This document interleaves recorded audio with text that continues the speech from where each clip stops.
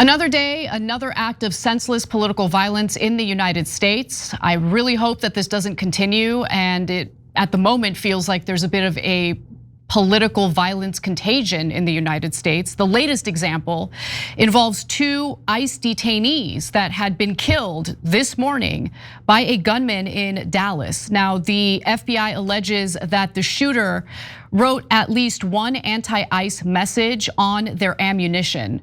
So this story obviously broke today. It's still developing. I'm sure we're gonna learn more details, but I just wanna warn you all, it is the first day that this story has been reported. Things tend to change, so just be willing to understand that the details as we know them now are subject to change, similar to how the details of Charlie Kirk's assassination changed, and we'll see what happens. But here's what we know as it stands right now. So the Dallas ICE field office is where this shooting took place, and it usually holds detainees for less than 24 hours before they are then sent off to a long-term ICE facility for detention.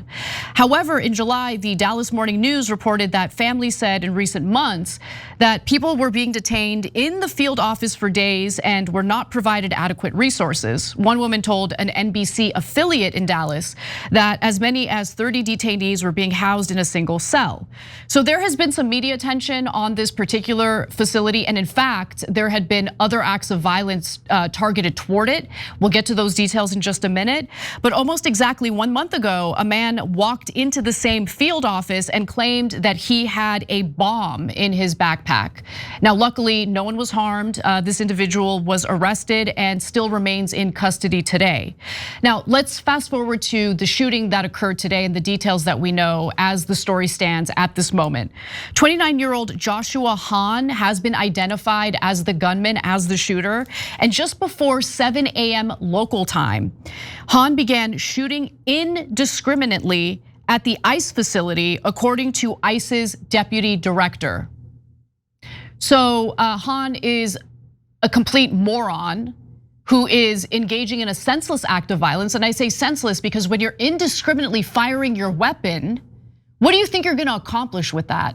First of all, meeting anything that you disagree with politically with violence is beyond counterproductive and stupid. So I do not in any way agree with any political violence. It's not helping any situation, and in fact, creates yet another excuse for the government to tamp down on our freedom of expression, freedom of rights.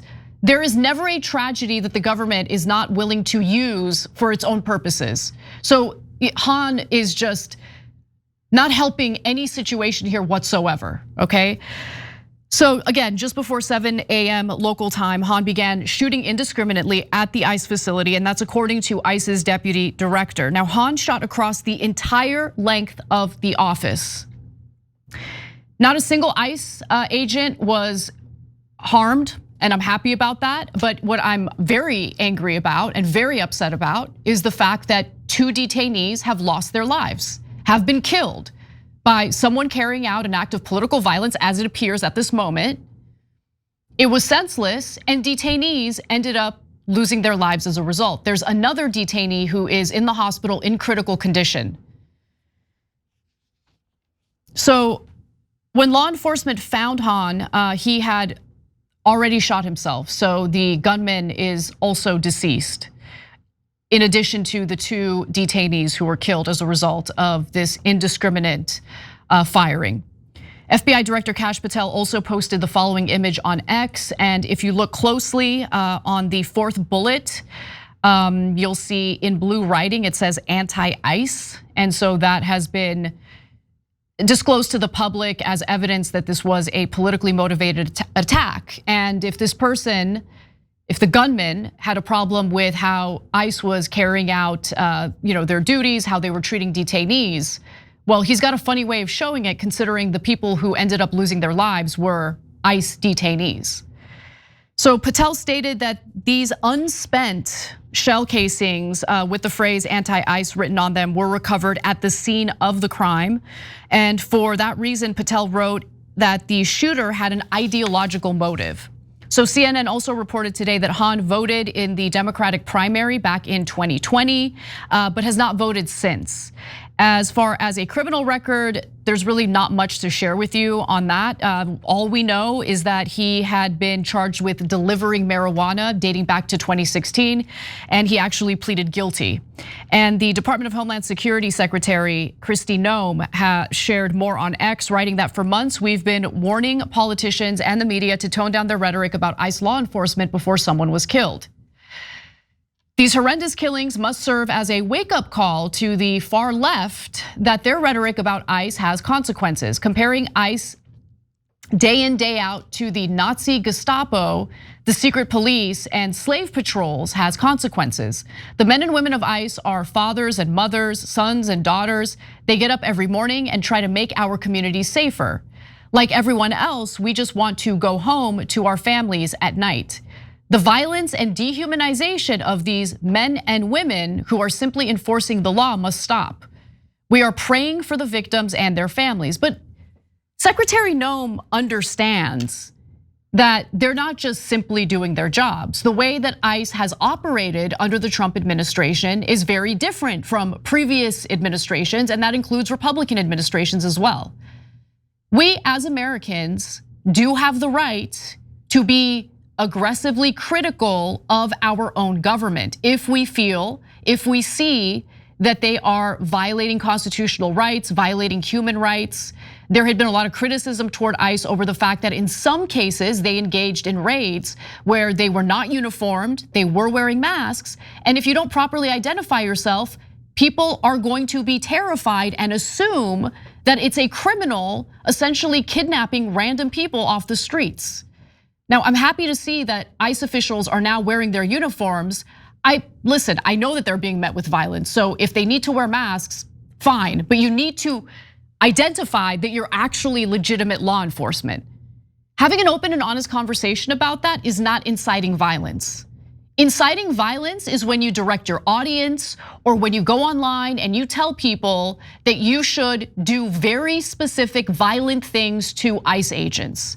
And anyone who is inciting violence in that way absolutely should suffer consequences because they are creating a situation that is very dangerous, not just for the ICE agents, but clearly for innocent bystanders, for detainees, for all sorts of people.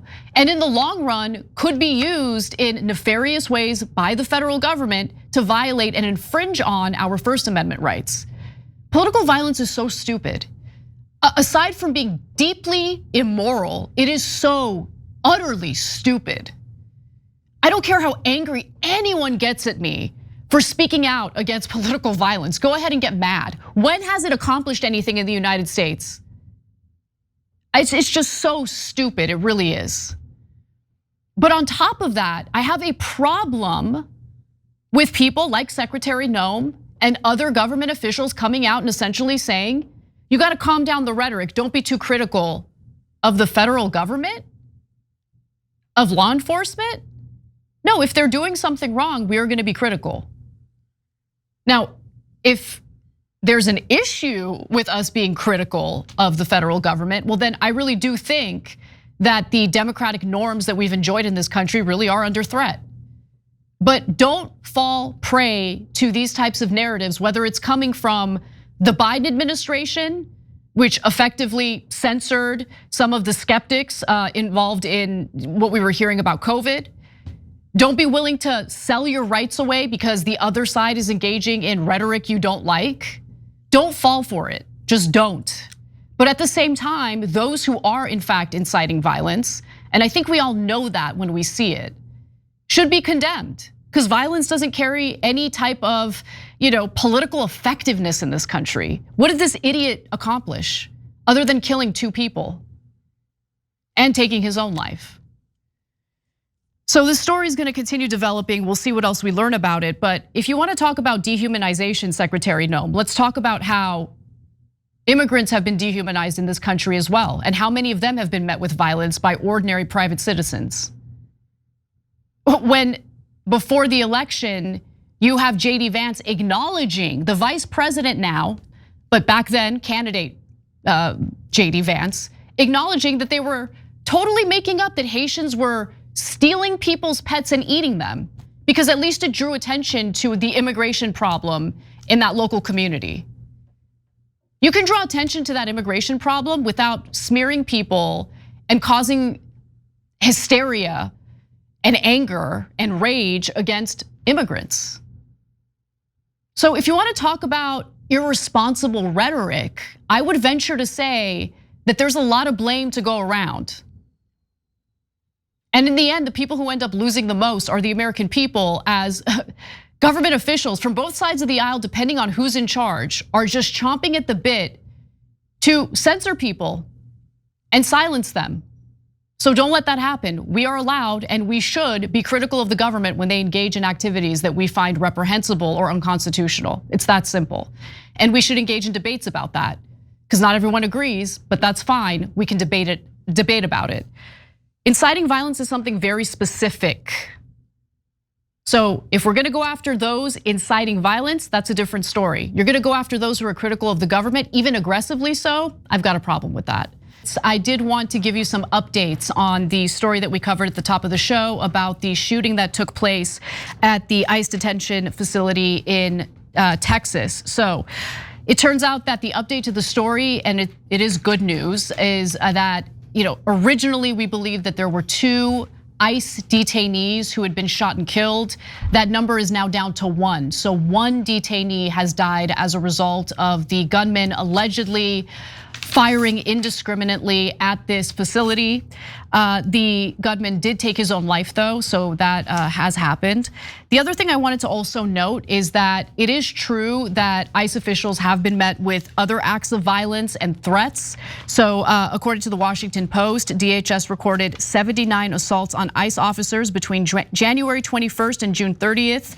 Authorities said compared with 10 during the same period in 2024 under the Biden administration. Now, according to that review, the vast majority involve verbal threats in person or online, or physical altercations during ICE arrests of immigrants that turned violent. However, at least 3 incidents have involved shootings. All of them have been in Texas. And again, I just want to reiterate, carrying out acts of violence is counterproductive to accomplishing a damn thing when it comes to policy, whether it's immigration policy or anything else. Carrying out violence, inciting violence, we cannot support it and we should always condemn it. Being critical of the federal government is protected by our Constitution, and any effort to infringe on that should be fought back as much as possible.